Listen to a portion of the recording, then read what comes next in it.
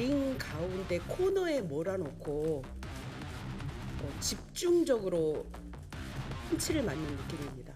일정 정도 어느 팀에서 요구하는 제도를 고착시키기 위한, 쟁취하기 위한 저는 빌드업이라고 생각을 하는 겁니다. 말 그대로 선수가 감독이 결정한 어떤 지휘 방침을 어기는 것과 다를 바 없다. 이제 여러 사람이 한 사람을 약한 사람을 이렇게 상대해서 하는 것 아니겠어요? 정청래 전 대표가 쓸 계제는 아니라고 생각합니다. 왜냐하면 누구보다 세잖아요. 누구보다 사납잖아요. 솔직한 얘기로 안 그렇습니까? 자, 이 전당대회를 앞두고 어떤 룰을 가지고 당대표를 뽑을 것이냐, 이를 두고 휴일인 어제도요, 민주당이 최고위를 열었습니다. 하지만 결론을 내지 못했습니다. 선호 투표제, 그러니까 1인 1표가 아니라 선호하는 순서대로 1, 2, 3순위를 쓰자. 그리고 결선 투표 없이 한 번에 끝내자. 뭐 이런 취지인데, 이 선호 투표제 룰 자체보다 이게 지금 관심사가 어디로 번졌냐면요. 친명과 친청 개파 간 갈등 또는 힘겨루기 아니냐. 왜냐하면 최고위원 중에 7명 중에 4명이 지금 친청계거든요. 이렇게 되면 이게 아주 팽팽해서 정당대회 전까지 무슨 이거 룰을 정하지 못하는 게 아니냐. 또는 선호투표제가 바뀌어버리고 그냥 원래대로 과거 방식으로 돌아가는 거 아니냐. 이런 얘기도 나오던데요. 굉장히 좀 우려스러운 부분이라고 할 수가 있죠. 지금 당대표 선거 출마자들에 대한 등록 기간이 얼마 남지 않았습니다.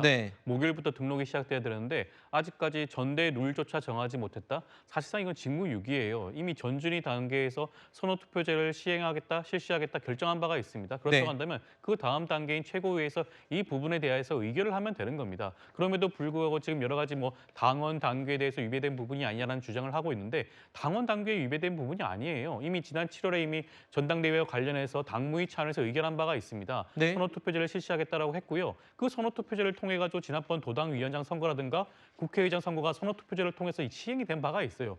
그렇다고 한다면 이미 당원 당규상 당무위가 우리 당원 단계 유권 해석 기관으로 그러한 권한을 가지고 있습니다. 이미 결정된 바가 있는데 그럼에도 불구하고 왜 전준위의 그런 선호투표제 결정에 대해서 최고위 단계에서 이에 대해서 이의를 제기하고 있는 것인가? 이것은 지극히 특정 후보의 진영의 입맛에 맞는 그런 투표 방법을 선택하고자 하는 것이 아닌가라는 그런 의심을 할 수밖에 없는 그런 부분이 분명히 있죠. 그러니까 친명 친청 갈등으로 지금 비춰지는 거잖아요. 그게 굉장히 위험한 거 아니겠습니까? 이번 전당대회는 그와 같은 친명 친청 그런 구도가 아니라 이재명 정부의 성공을 뒷받침할 수 있는 당대표와 당 지도부를 선출하는 미래지향적인 선거가 되어야 되는데 이것이 자칫 개파 간의 갈등으로 비춰진다는 자체가 굉장히 부정적이기 때문에 조속히 이 부분에 대해서 최고위 단계에서의 의결이 필요한 게 아닌가 싶습니다.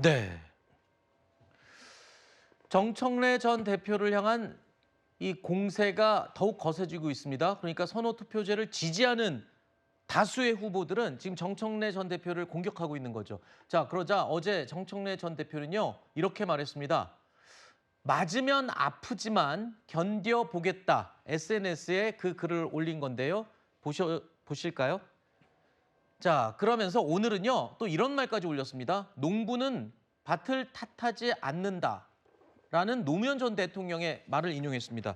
제가 궁금한 게요. 정청래 전 대표 이번 룰에서 선호투표제에 대해서 부정적인 입장을 밝히면서도 집단 구타를 하면 내가 맞겠다라고 얘기했어요. 이거는 그거를 인정하겠다는 거예요? 아니면 어떤 의도입니까? 맞겠다는 거는 인정하겠다는 거예요? 아니면 끝까지 거부하겠다는 거예요? 이거 의도가 뭡니까? 지금 당권주자 5명이 나왔는데 이 부분과 관련해서 주력된 이제 3자 구도로 보았을 때는 송영길, 김민석 전 총리가 이제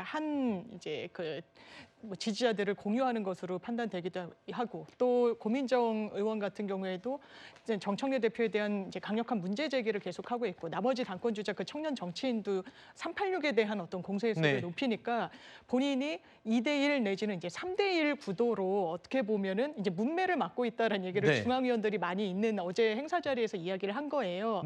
그것과 관련해서는 그럼 당원들로서는 그래도 어쨌든 대세를 구가하는 본인들이 생각했을 때 그 후보를 지지할 것인지, 그리고 정치인이 어떻게 보면 이런 상황에 놓였을 때 그게 또 반사이익을 얻기도 하고 또 거기에 대해서 눈길을 주는 또 당원분들이 계시다 보니까요.